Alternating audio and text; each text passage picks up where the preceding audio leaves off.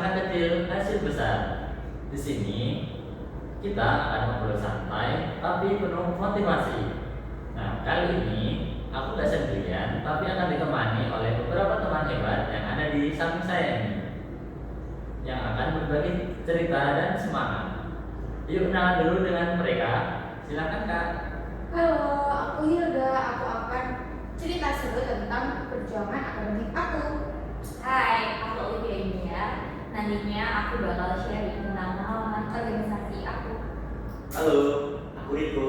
Dan hari ini aku akan berbagi kisah inspiratif dari orang terdekatku.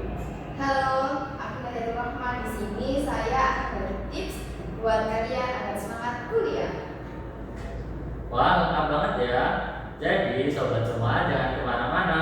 Kita akan langsung masuk dalam obrolan seru hari ini. Untuk sesi yang pertama ini, kita akan mulai dulu dari Kak Hilda katanya ini kakak punya cerita yang menarik tentang tantangan akademik ya. Ya, benar Kak Fauzan. Jadi semester lalu itu aku merasa kayak kewalahan dengan tugas yang banyak dan deadline mereka itu berdekatan semua. Jadi aku merasa kayak mahasiswa umumnya yang merasa stres dan merasa kayak nggak sanggup untuk ngerjain itu semua.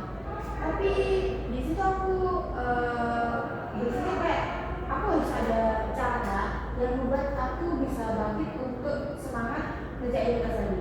Di situ aku membuat kayak to-do list harian dan setelahnya itu aku mulai nyicil untuk mengerjakan tugas satu persatu. Dan di situ aku juga kayak langkah kecil itu bisa menangkan dan bisa jadi langkah kecil untuk menyelesaikan tugas itu tadi satu persatu. Begitu, boleh. Oh jadi gitu ya. Jadi saat Kak Hilda ini kewalahan ada kendala tugas deadline itu,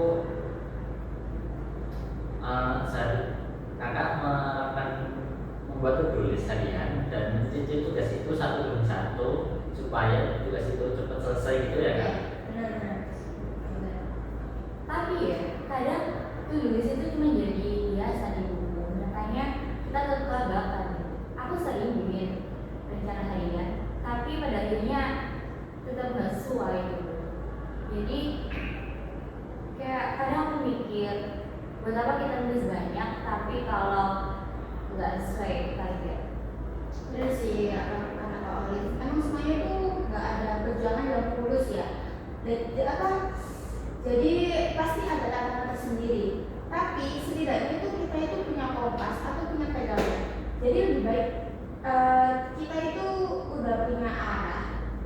Tapi kita kalau ada tantangannya itu kita itu tahu kita harus menjalankan kayak gimana. Jadi setidaknya kita itu punya arah seperti itu. Terus juga tugas ini tuh bukan tentang keberhasilan ya, tetapi tentang bagaimana langkah kecil itu bisa membuat kita tenang di tengah kesulitan yang sedang kita hadapi. Nah, kalau boleh jujur ya, aku itu sering berpikir kalau semua yang kita lakukan itu kayak percuma gitu. Bayangin aja, kita diberi tugas oleh dosen ya.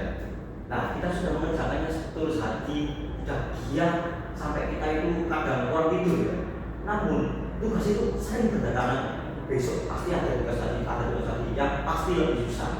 Nah, kadang itu aku berpikir kita itu kayak lari gitu, cuma di treadmill. Memang capek, cuma kita itu cuma di situ stuck dan gak ada kemajuan gitu.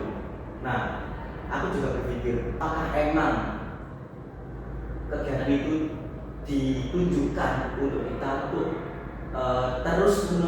terus melangkah menuju tujuan yang ingin kita tuju, atau hanya memerangkap kita ke dalam lingkaran yang tiada akhir.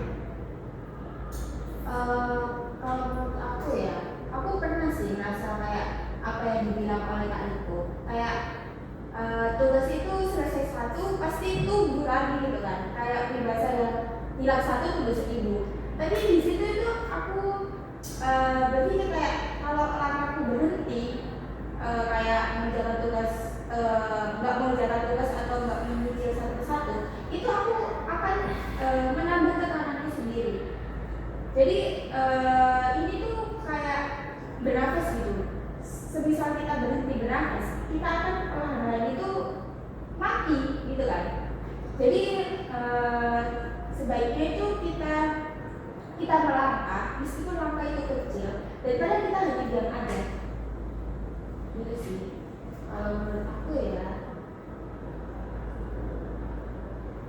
Wah, jadi gitu tentang cerita tentang tantangan akademik yang sangat menarik dari Kak Hilda dan juga tanggapan dari beberapa teman kita tadi.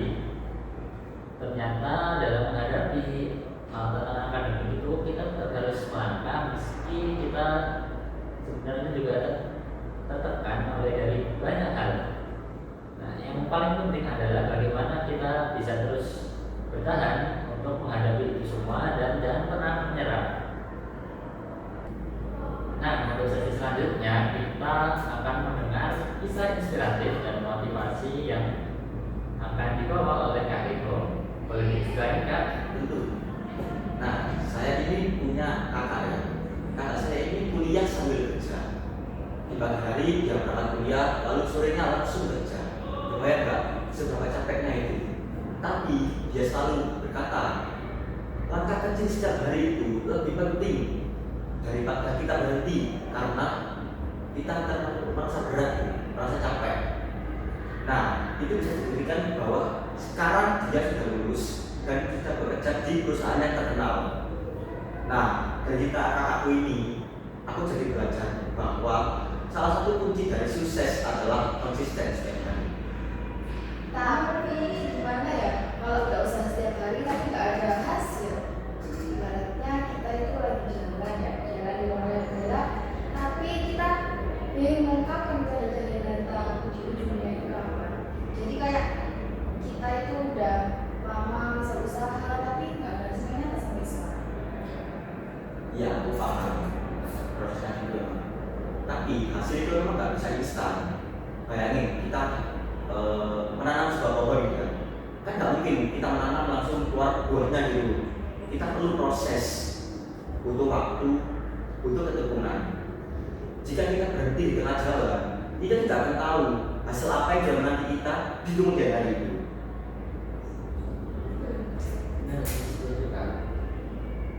Aku pernah melihat orang yang bekerja keras bertahun-tahun tapi tetap gagal. Sedangkan ada orang yang santai tapi langsung sukses. Bukankah kadang usaha itu sia-sia?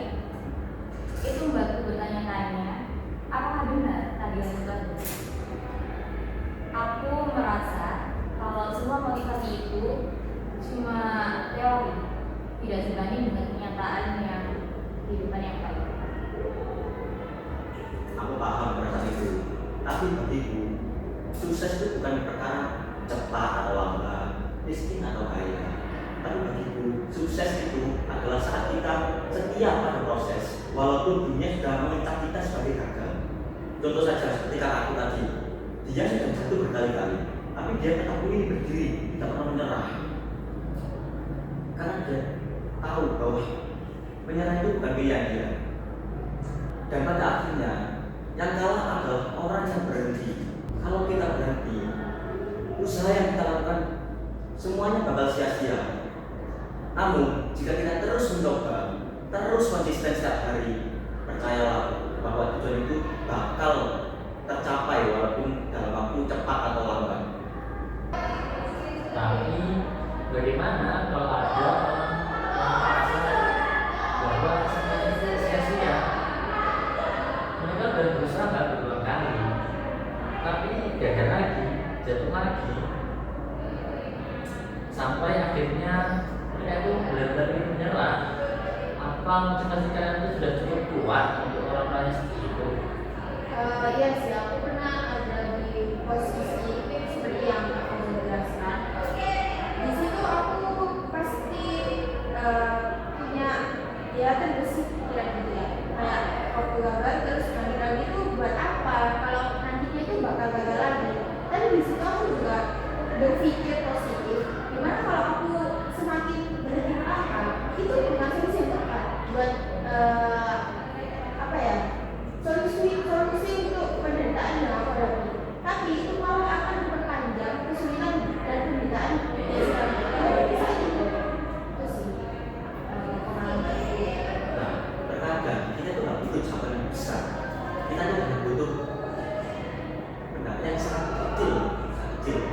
entah itu dari keluarga, mimpi, ataupun janji kepada diri kita sendiri. Dan ingat ya, tidak ada langkah kecil yang sia-sia. Setiap langkah kecil itu pasti mengalami kejadian.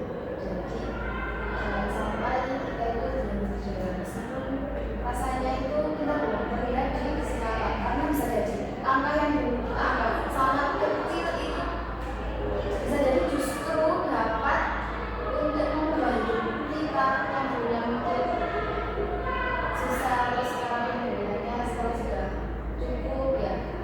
Jadi jangan sampai itu keraguan dapat menjadi semangat. Jangan sampai ya. Saya rasa suatu saat kita bakal berterima kasih kepada diri kita sendiri karena kita tidak menyerah di hari ini. Wah, jadi inilah yang akan kita pada kali ini. Langkah kecil bukan soal cepat atau lambat, tapi soal keberanian untuk tetap melangkah meski dunia terasa seakan menghentikan kita. Jangan pernah meremehkan langkah kecilmu, karena di sanalah masa depan sedang dibentuk. Nah, sebelum kita tutup, coba masing-masing dari kalian memberikan satu kalimat motivasi. Kalau kalimat motivasi dari aku, tidak pernah berhenti melangkah meski langkah itu kecil, karena siapa tahu dalam langkah kecil itu kita kebiasaan kita itu jadi terbentuk. Itu sih kalau dari aku. Kalau kalimat motivasi dari aku itu kegagalan itu wajar, yang penting jangan berhenti mencoba. Kalau dari aku mungkin ingat setiap langkahmu hari ini bisa menentukan masa depanmu kelak. Kalau dari aku kalau lelah istirahatlah, tapi jangan menyerah. Itu sih kalau dari aku. Wah, terima kasih ya teman-teman atas motivasi dari kalian semua. Semoga obrolan kita kali ini bisa jadi semangat dan motivasi untuk kita semua. Sampai jumpa di episode berikutnya. Beberapa teman di Samsung yang hebat.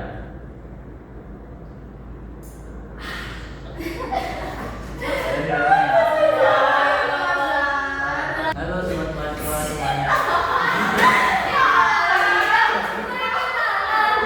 Halo, aku Riko. Dan hari ini aku akan lali ya Allah.